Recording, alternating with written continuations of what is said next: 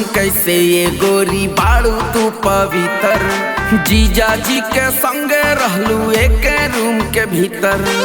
एक करे जा का हो बोला मानी हम कैसे ये गोरी बाड़ू तू पवित्र, जीजा जी के संगे रहलू एक रूम के भीतर। माई क्रिया खा के बोला रानी सचा, माई क्रिया खा के बोला रानी सचा। भले सोई हूँ अच्छा भले सोई हूँ जीजा के साथ में राजा, तो? और भी लेना ली हूँ कुआं में मजा। ई बात भले बा। सोई हूँ जीजा के साथ में राजा, और भी लेना ली हूँ कुआं में मजा। हम देखे कहीं निकाह हो, हम देखे कहीं निकाह हो, हक तेरी ना हो। का होत रहे। Music by RB Raman.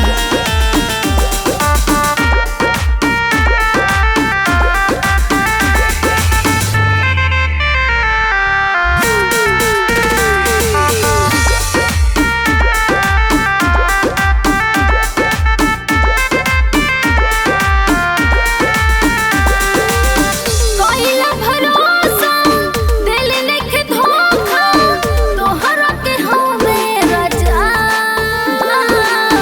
आवन लेला मजा। नैहर में कई लोग जानता नहीं हो, बाड़ू उड़नबाज पहचानता नहीं हो, तो? झूठी सच हमें के बतावताड़ू हो, अच्छा। जीजा जी के अपना बचावताड़ू हो। कोइला भरोसा दिल लेके धोखा, तोहरा के हमें राजा, आवन लेला मजा। बोला सच सच कई बेर बाजल बाजा, बोला सच सच कई बेर बाजल बाजा। भले सोई हूँ क्यों? भले सोई हूँ जीजा के साथ में राजा, अच्छा। और भी लेना ली हूँ कुआं में मजा। भले सोई हूँ जीजा के साथ में राजा, ई बात। और भी लेना ली हूँ कुआं में मजा। भगवाने जानत हुई है।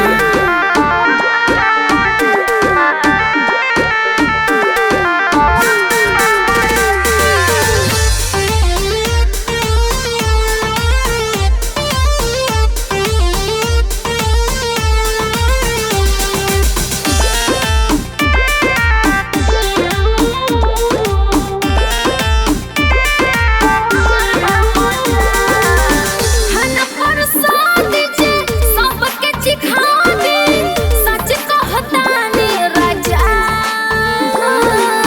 तहर लहावे आजा। बोल के फसावा जानी मिठ बोलिया, अच्छा। बोले तो मनाई हर वाला तोर पोलिया, ओ। कैसे फुलल रहे तोहर गलिया, कहवा चटाई तोर ओठ ललिया। हन प्रसाद जे सबके चिखा दे, सच कहतानी राजा, तहर लहावे आजा। तीहे सरबन हबीबिया जी तोहके